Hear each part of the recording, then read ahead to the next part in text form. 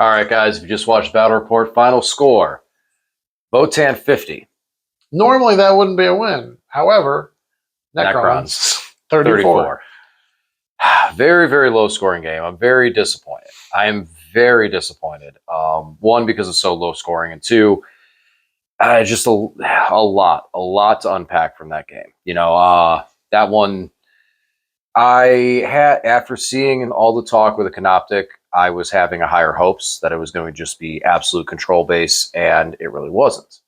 Um, your thoughts. First, your thoughts on this. So going into it, we talked a lot about different things with it. So you kind of we talked about this a lot. So you knew what to have going into it. And I noticed you were playing off of the objectives a lot to prevent things like my Sentinels and my stratagem from triggering. Yeah, it's kind of hilarious. The Sentinels get extra AP for shooting at things that are on objectives. Attacking things. So even combat as well, too.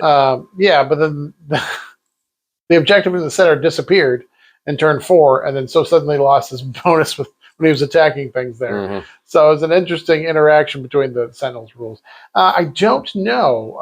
Again, we talked about a few weeks ago when I played my Votann into your Destroyer cult that so many of my shooting was just undone by the fact that your entire army is T6 or better. There's no infantry or anything. And I think you kind of ran into it this time. A lot of your shooting and attacks were strength 4, 5, and sometimes 6, and most everything in the army was T6, other than the infantry. Like the bikes are T6, the Terminators are T6, the Thunderkin are T6, and that really slowed down a lot. The hit rolls, the re-rolls were valuable, but the wounding just didn't come through. A lot. The wounding didn't come through, and it was actually like going into turn by turn basis, because there was like a lot to go into it. Number one, deployment. I think initially, I deployed really way wrong. I was thinking about this list and how this would play, and I was very focused on making sure that I could keep the power matrix up at center field. And I wasn't thinking enough about the fact of which objective was going to be the Omega objective and which one I needed to hold later in the game, even for the 15 points, or just hold at all. So it's like every time I was able to get a hold of an objective, it would vanish and disappear. Mm-hmm. So I wasn't playing into the mission. I completely lost the mission. The mission was completely not even in my vision for this game at all. Yeah. And that hurt me tremendously. Yeah, if you run into this at a tournament, you need to plan out your entire game on this mission. What is it called? Supply drop? Supply drop, yeah. Yeah, and we always just call it Alpha and Omega because you pick an Alpha objective and an Omega objective. But it's where they disappear near the end. You get no points for scoring. You're holding your deployment zone objective. So in this game, even the scores were low, but DJ scored 0 on primary, and I only scored 5 in the whole game. Right. So we shut each other down on that. Right. And I think and when you look at some of the stuff, I look at it with deployment. Some of it was, this is the first time I had in my disposal the stratagem to go, no, you're not going to shoot at that unit. Yeah. And I could have used that to infiltrate and put the Wraiths and double up on the Wraiths on the Omega objective for the end of the game. And I didn't do that. And looking at that, that was a very, very poor move. I had the Immortal, realistically, the center objective was nothing. I should have just let it go for the entire game. Because as long as I held one past turn 4, held the other 2 in the side, and were able to get onto those, that's where the game would have played. Trying to fight over the center, I was able to take center, and then when it took it, it disappeared. And then I was able to take the other objective marker, and then it disappeared. So I think really the primaries were out of sight in this one. I think that the army possessed great pressure to be able to do that. I was able to bring a lot of objective control value and a lot of things to take the objectives, even much so that this is a mission that going second, it's very easy for you to score that 15 at the end of the game. And you didn't, because I was able to put enough on there and pressure it enough. So I think that there is some stuff in this that's a new play style for me, as far as how much more aggression. I usually play from a much more defensive stance. And I think this mission forced me to play more aggressive, play out of my wheelhouse. And the list does also push that way too. So I think I think that where it killed me was I just basically lost the game in deployment. And then from that point on, that even so though, that turn one hit when I hit at center, and I had a plan, and I poured a lot. Like, I over dedicated to killing that one squad of pioneers that was not on the objective marker, and I didn't kill it. And then the one that was on the objective marker, I charged, and I didn't kill it. So, like, that was really dice going south there. Like, I can't even, like, I think I rolled like almost into a Yahtzee of ones on the wound rolls when I charged. So that hurt bad. Not being able, missing the 3 points on overwhelming force early, which again, that wouldn't have given me the game. And then the fact that you were able to score 5 points on a primary at one point. I don't remember which one it was. I don't think it was center. Was it the center objective? I don't know. It was like 2 hours ago. I don't remember.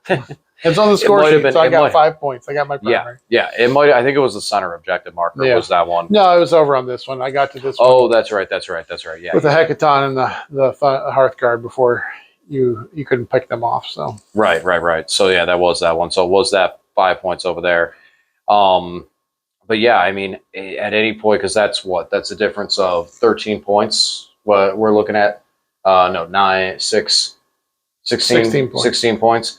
16 points. So yeah, I needed like a primary. I needed like 2 primary hits in there of anything, of any proportion, just to get an 8 and a 5 maybe for 13 points. Mm-hmm. But it just wasn't. I wasn't in the right place. I wasn't in the right place to be able to do that stuff. The rates were tough, but when they're taking the full brunt force of the entire shooting phase of the Votann army, and they're having those grudge tokens on them, they're still going to die. They're still going to die. So that's kind of, I really think I lost in a deployment. I wasn't really set to deploy on this map properly, and I didn't deploy my army right. I really did not. I was not in position for being able to take those objective markers at all. Yeah, we talked about briefly that, like, when we switched from 9th to 10th, particularly with my Votann, it's a whole different style of math because they dropped the points and they made everything way worse, and you couldn't rely on things to do what they did before because it was just a total change in how everything functioned. And it was a matter of me having to learn how to do all the math on that. I'm finally starting to get the hang of Votann a little bit now. But I think that's the same for you with the new codex. The detachment was a significant change for you. Like, the durability of Necrons has gone way down. The reduction in the aura of the reanimator is huge, and the fact that you don't have the strat where if you lose a model, you can reanimate immediately. That is way more useful than you have one now where if you get charged, you charge me. Yeah. But what if I don't charge you? So, no, I think it's a total different change in the durability of Necrons, and also, and when you're looking at your damage dealers, you really have to look at the wound roll. So you can get out there and get on objectives to put in your power matrix so that you're reroll and hit rolls. The question is, how are you going to do the wounds? How are you going to change your AP and that sort of thing? Well, and it does kind of look into there is the enhancement that I can give the unit reroll ones for that. So I could put that onto a squad of wraiths. I think that 2 is going to be the right number that I stick with. I think if I go with 3, I'm going to be really cutting into my other resources. Do you have any way of getting the race to higher AP? Because they're only AP 1, right? Yeah, no, not really. Not really anything that's gonna. Not really not anything I can think of offhand, and not even the strat column. The list doesn't. The detachment doesn't do a lot, as in the sense of like trying to force through damage. Like, you do get like, I can see now why certain things function the way they are. You get the rerolls to hit because when you start looking at all the stuff going down the food chain, there's 2 options that you have to turn into a Cryptek unit with a Cryptek joined to them. Unless a Plasmancer or one of the other Crypteks can join to Lichguard, as far as I know, they cannot. None of them can. So the only unit that can, because I mean, it might be a switch with the Technomancer not being able to join Lichguard. That's all that people have talked about. Yeah. So I haven't heard if the Plasma Sight, Plasma, something like that. So if we're able to join that, we can still take the Lichguard. And the Lichguard, but assuming you can't, Immortals and Warriors are the only way to go. Not a lot of high AP, not a lot of high damage. The Mortals do have an AP2 option, but it's only 1 shot, 2 at rapid fire. I thought the Tesla Mortals were awesome. They were fast. they were really efficient at what they were doing, and just all around across the board. Now, I would have to get another Chronomancer in there to get them doing what they were doing again. If I were to take a second squad of them, not impossible, not completely out of the wheelhouse, because they did do a lot of work. They were very quick. You were able to get around the field easily. So I might consider putting a second squad of them in there. Sentinels, I think I played them wrong. I really think I played them wrong because, again, like you said, I deep striked into the middle, and then the objective marker went away. Right. So them going from AP2 to AP3 is huge because a lot of my army, the Hearthguard and the Hecatons, are all 2-up, and I can void armor, and if I'm in cover, I can negate a lot of the AP. There were several times when you shot things with either the Sentinels or the Doomstalkers, which are AP3, where I just tanked it because I could pop void armor on something and I was in cover, and it just made all the difference. Yeah, so I mean, it's one losing one of my Doomstalkers on turn 1 that was highly unlikely, and that was a shocker. I was like, just again, everything I rolled, it was just fail, dead. Okay, guess he goes away. So that was disappointing, and then to not be able to return and then just completely just walled from not only shooting but saves. Just I couldn't kill Pioneer jet bikes. I put a lot into them. I put the Wraith's charge. I had a Spider, the Reanimator, the Immortals even shot at them, and then I fired the Doomstalker, and I couldn't pick up the Pioneer. If a Doomstalker fired it in the Sagittar, but I couldn't pick up that one squad, and then I charged and didn't even finish them off. It was just the void armor was huge for me today because I a lot of times I've used my CP to try and put more damage output with the shoot back strategy. We're overwatching more, and I found that today I was using the sustain strat, which is a solid one, but I was also just going for the void armor and just trying to be more durable, and it really worked today because you definitely there were multiple times throughout this game where you just bounced off certain units, or it took way more to kill a unit of mine than it would have otherwise. And also another thing that I should have done that really I didn't think about this, and I wasn't even in my mindset, was the fact that you had 10 Hearthguard deep striking. I wasn't even thinking about it. You told me, and I was just like, oh, okay. And I was just so focused on what was on the battlefield and trying to get on those objectives. I wasn't even thinking about that 10-man squad. Now, granted, where they came down, they were taken out of the game. But, I mean, they did what they needed to do. Had those Wraiths been there, that would have been 5 points for the primary. Yeah. And, a whole different thing is they just reanimate back out there. I mean, the Wraiths were where they needed to be, which was on that objective marker, but there was nothing else to help them. I couldn't get the Scarabs quite over there in time, which is something that I'm definitely looking into at hindsight. I needed to get that squad up over there, because had I had the squad over there, I control that objective, because I had the Techno still alive. And those little things mattered significantly in this matchup. Like, I needed to make sure that certain things were in better position. The Scarabs didn't get over there in time to take the objective back. I didn't have any pressure on the objective over here at all, and I should have. And while the Doomstalkers, I like where they were positioned, and I think they were fine, it was unlucky to lose that one super early. I mean, I was fine with wrapping that one back around the backside, because he was able to play a threat over there.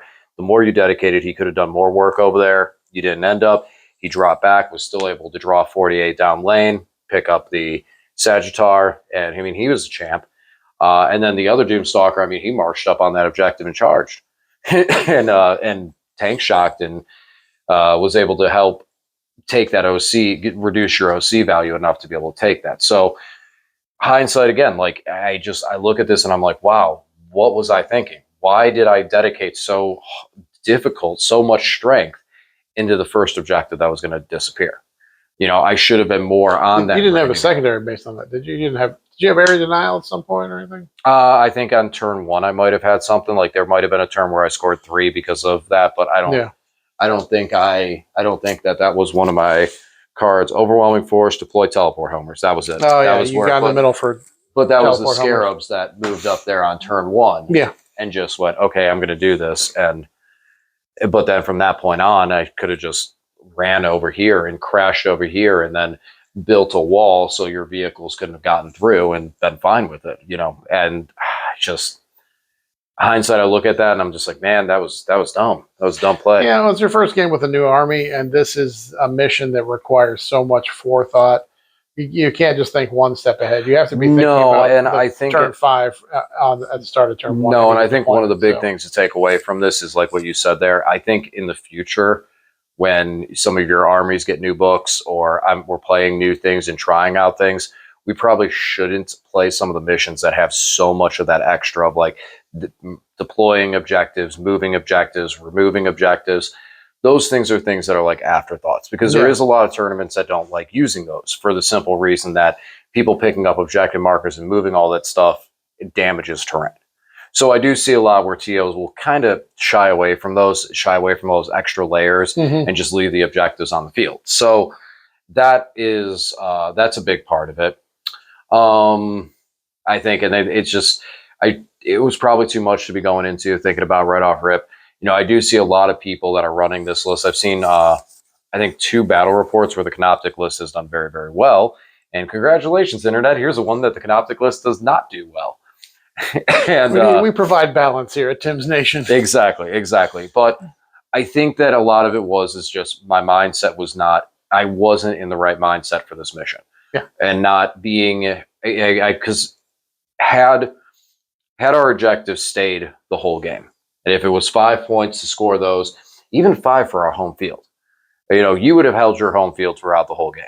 Okay, cool. So then we both would have had those for 20 points. Yeah, the score wouldn't have been so embarrassing, I suppose. No. If I had 70 and you had 54, that would be less embarrassing than 50 to 34. You still would have gained your 5 extra from this one. Yeah. But now there's a lot more turns where I could have, like the center could have gained me 5 points back as well. The objective marker over there, I could have gained 5 points on as well, because there was options to get there that I was like, well, now what do I do? So I think that there was that would have definitely helped out a lot. Yes, and it would have made the score a lot better too. And it would have made it so I didn't have to force a lot of things as much as I did. So all in all, though, I don't necessarily know how much I want to change with the list.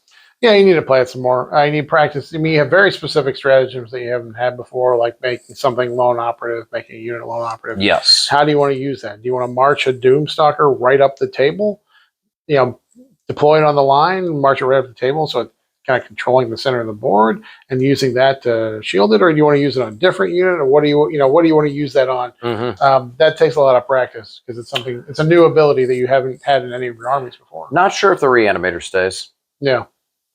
I mean, he didn't die till the end, and he walked up the middle. Yeah. But we're assuming he's going down in points quite a bit to like 65, 75. 75 is what I've heard. Yeah, 75 is what I heard. So it wasn't bad, but I mean, I could turn that into another spider. Yeah. I think you need to do some things to increase damage. I don't know about the scarabs. Oh, scarabs! I love those. I thought those did great, because those are the one things that were like able to get up on objectives and like steal objectives with. Hey, now I'm OC1. They walled you out. They denied some things. I did really like the scarabs. Now, the 3-man squad may not be necessary. That might be 40 points that I could use into something else. If we start talking, if we drop the reanimator, the scarabs. I'm trying to think if there's anything else I could reduce down, but there is a possibility there of maybe getting into the realm of the second squad of Immortals with a Chronomancer, because the Immortals did really well. Yeah, their ability to move after they shoot, and that's just their data sheet, right? That's Chronomancer. That's a Chronomancer. Yeah. Okay. Chronomancer makes them -1 to hit and fire and fade. Yeah. I think that was pretty effective. And in certain armies, being -1 to hit is huge. Like in Votann, if I don't have judgment tokens on them, then I'm hitting them on 5s. It's terrible. It definitely increases their durability in certain situations. But being able to move after your shoot's huge. It allows you to scooch on and steal. I mean, that prevented me from scoring this objective at the end of the game, just being able to get on there and then get away after your shot too. Yeah, I think they should have been in the position to get over there and steal that objective early on. I think that I should have probably been a little more safety with the wraiths, let my shooting do the work, and then let the wraiths get in later and clean it up. Because after doing some damage and removing some stuff and getting on there, I feel like then the wraiths would have been much more of a problem to deal with. I think 2 is the ideal number for what I'm trying to do. So I think taking the 2 6-mans is going to be fine. Where the Technos is going to be fine. It's a matter of what else do I securely balance it with. Doomstalkers, check. Sentinels, I'm going to give them another try. Yeah, keep playing them. I think that they are one of the units that does have the AP, so it's like I should probably keep them in there. It's just a matter of how I play them. You know, again, they were, after that objective vanished, then I lost one of the Sentinels over there. I lost the one that you put grudge tokens on. Okay, fair. And then I lost another one over there, and it didn't really do much. The other Sentinel ended up having to go and trudge this, like, I don't even remember what path it went on. I think it came up this way and then charged in. And I mean, eventually was able to take out the Hecaton just because it was able to get the AP1 to finish it off. But I also got a really good round of damage off the Doomstalker, which was able to, that was what put the Hecaton in death range, was the Doomstalker hit home. I think that one was like one that I got like 6 shots on. And he just said, yeah, here's 6 shots, here's 6 hits, here's 5 wounds. And then I knocked your cover off. So, and you used void armor on the. Yeah, that seems like that's a strat you need to use more often, is taking the cover away. You weren't on objectives. Yeah. You stayed off objectives. And so I couldn't really take your cover away. Yeah, I got you there. Yep, you did get me on that one. So I don't see much I'm going to change with the list. I think that I made a lot of play mistakes with this one. Once I go back to start editing the video, because, you know, we'll shoot this right after, I'm going to look through a lot more of it, and that probably will allow me to, you know, have something more to talk about this week on what I'm seeing. I'm going to try and get a couple more. I'm going to try and get another game this week, hopefully, with this exact same way, and see where it plays from there. Yeah, pick a simple mission. Yeah. One that I could focus more on the technical aspects of moving everything and getting everything around, because this was like, I advise chilling rain. No, we won't do that, but close to. No, because it was the mission primary, not the mission secondary. Yeah. Mission secondary didn't. They hurt a little bit. It was noticeable a little bit, but I mean, it wasn't that big. No, I definitely, like, I looked at this and like I watched a couple of the other battle reports to just see what some other lists were running. And looking over it and stuff like that, I see it comments on what you said. The lists that they were going up against, and a lot of those played very, very well into the aspect of, okay, this is the Canoptek court. Let's lower toughness, lower things like that got sprayed, and were able to get cleared off the field in a very efficient manner. So I do think that, yes, some of the high toughness really was something that's kind of alarming. Now, with that being said, now I got to look into, how do I address that? How do I get past that? I do have a devastating wound strat, but it's 2 command points. And so how can I utilize that, still have the CP to spend into that? And is there any other AP dealing options that I can turn Canoptek or Cryptek? So I'm going to look at some of that stuff, tweak around a little bit with it. You know, the spiders have the depth wounds right off rip, and it's just volume. And I'm strongly considering turning that reanimator into another spider, just to have a 3rd spider. Yeah. And then slowly, and then a month from now, I'm going to have 6 spiders in the list again. Yeah, I think the reanimator, it doesn't seem like it's, unless it's like 35 points, it doesn't seem like it's worth it, because part of the way you talked about is you don't have to put all your Doomstalkers right together, because they're not getting that Sovereign Cornell buff, the +1 to hit. You just have to be in one of your power matrices. So it's going to be a less castly army the way you're playing this. So maybe maybe don't need it at all. No, I might not. I might just be able to drop the reanimator, turn that into another spider. And then if I do drop the 3-man squad of scarabs, because I did like having the 2. The idea with the 2 is the 2 are supposed to support the wraiths and be up there with the wraiths to get the extra buff from the wraiths. And then if they need to, can move over to where the immortals are. But at the same time too, while the wraiths are very, very durable, they're not invincible. So unlike some of the stuff that I'm used to before with having an invincible Lich Guard brick, I don't have the invincible Lich Guard brick to just bog down an objective. So I need to be a little more cautious and careful with it. I think that a lot of this edition, Necrons, I've been very focused on, I control the center and I can control the center with it. And this is an army that, because of the speed and the durability, I need to play on the flanks more. I need to play on the flanks and try and control the corners and be ready for a bunch of secondaries that can play out of there too. So all in all, I'm disappointed that it didn't, it's been two back-to-back rough weeks of just things just really, actually 3 weeks in a row, from Destroyer Cult. Grey Knights was a close game because we both scored super high. Mm-hmm. But then this was really rough. So I'd rather, hopefully this is the cold getting shooken off before a tournament. Right. But I just, that didn't sit well. I had a little bit higher hopes with how the Canoptek court's been talked up. But positive note, seeing some of that stuff and seeing how it applied and it was not completely overwhelming means maybe this will stick for a while and it can be played. Mm-hmm. And on top of that, too, there is one other factor that is something to think about with this, that I'm going to think about a lot with this when the points hit. As far as damage goes and damage dealing, I mean, always put a Catan in there. Mm-hmm. Nightbringer hits like a truck. Yeah. And I mean, that's something that Nightbringer has been a very scary opponent versus your Hecatons a couple times in there. So the Transcendent Catan's a little bit weaker, but I mean, now they got a 5-up Feel No Pain. And they have damage. Yeah. So might be some talk there about possibly putting a Catan in there. I'd like to try not for a while, but we'll see. So any closing thoughts? We talked a lot about the Canoptek court. What about the Votann? I feel like I'm kind of figuring it out a little bit more, getting a little better. I played a couple games against a friend of the channel, Zach, on Friday, and won both of those. They were close games, but feel like I'm getting the hang of it a little more and understanding a little more and focusing more on the durability and scoring rather than the damage output.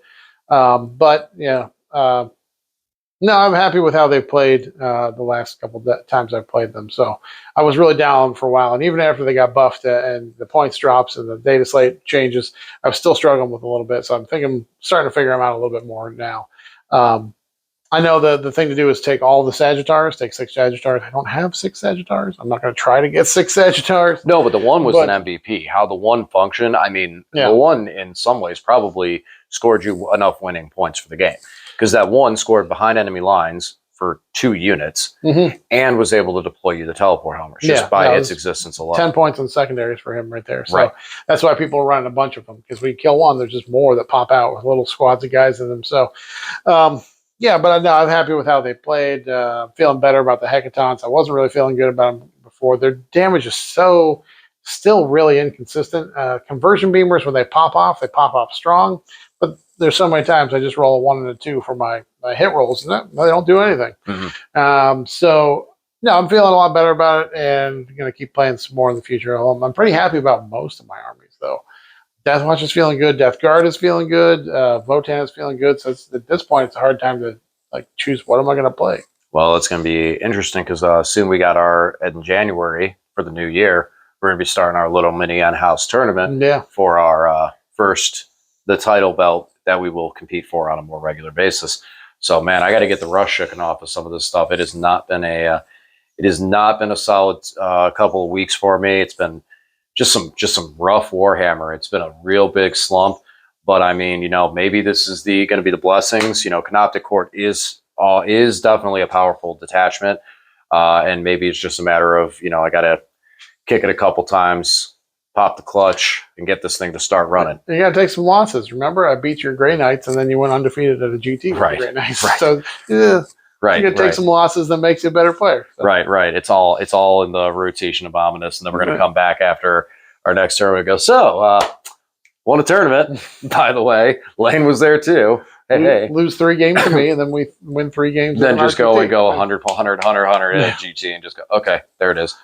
But a lot of this does come into getting the reps. Getting repetition and getting these missions in there and just trying to figure out where things need to be and how things need to go. I think GW really stressed that they were making the game more simplified and reducing some of the rules bloat, which is true.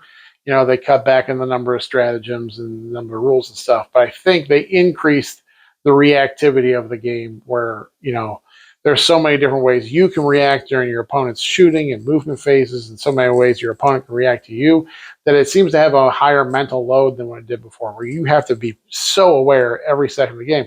There's you didn't see it on video here, but during one of DJ's movement phases, I stepped away to use the restroom, came back, and I was like, oh, I'd like to Overwatch there, but it has to happen in sequence, because if I had Overwatched here, it would have changed all other DJs' other movement and deep strikes.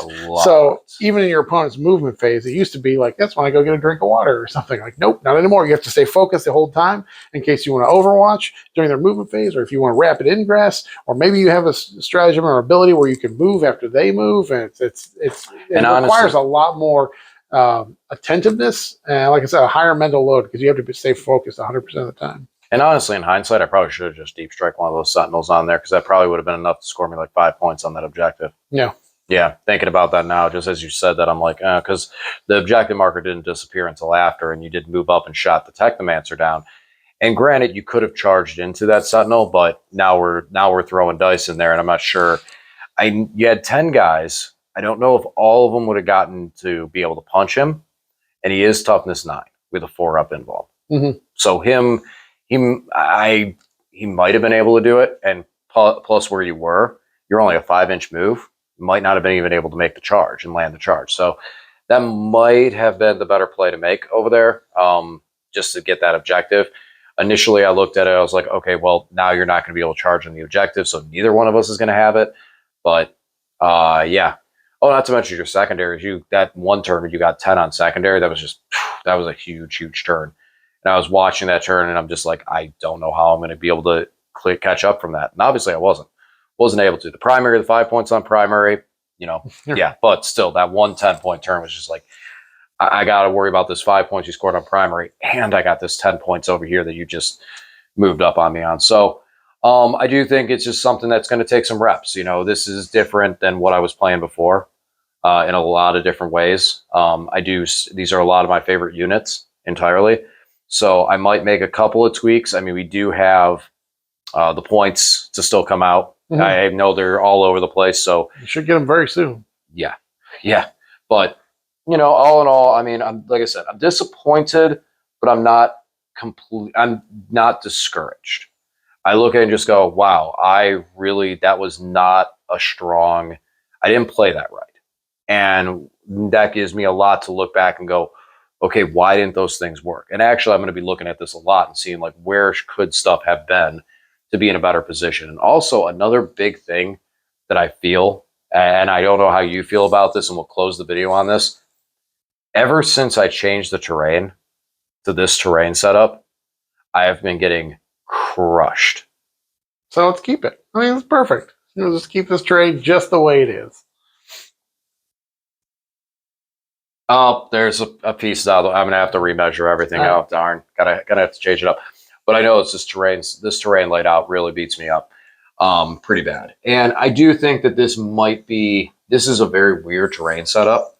It is one of the GW ones, but the corners are just absolutely impossible. Like these corners over here are very easy to get picked off in, as we saw. And then these 2 corners over here are just, it's like they're just so much in the way. Mm-hmm. And I'm not sure. And then the way that the L's are set up in the middle with how we play them, it just really, really messes. So I think I might change up the terrain a little bit. Yeah. You can pick one or the other. We have still one more layout I haven't tried out yet. And then, I mean, granted, I'll know in my head that like if this is a terrain style, I need to come back and practice and figure this out, because this is. I don't think I've seen this at many tables at the local stores. So no, I think it's too much terrain. I think it's too much terrain in the corners. It's just too big a chunk in the deployment zone. Yeah, I think that's too much there. And then I get it. That's like, okay, but then it's so little in the middle. But with the shape and the way that's set up, that little in the middle still just makes it really, really weird, really wonky, and hard to kind of play the armies around. I think it's just too much on the sides. So I think I might reset the terrain, do one of the other terrain sets for it. But yeah, that's about it. I mean, I do like this setup because, I mean, like I said, there's a lot of good coverage for an infantry-based army. But even so, with the infantry base, it's like after you get out of this terrain, then you got this, you got that, and it just feels like you're dealing more with so many obstacles that it's like you can never really threaten on an objective ever. It just feels like you can't ever really put a good threat on objective. So yeah, it just heavy terrain in the corner. So I think I'll probably change that up a little bit, see if that feels better, because that's been bad. I have been really getting my butt kicked. Get some new dice. Heck no, never. Shuffle this train around a little bit. Never. We'll see you guys next week. Yeah, never. But yeah, shuffle the terrain, call it a day. And then, yeah, well, guys, as always, thanks for watching. And we will be bringing a lot more of this coming soon. I'm going to be bringing more of this Canoptek harvest and get this up and running, because you know me, I love my Canoptek guys. So, all right, guys, again, thanks for watching, and we'll talk to you again soon.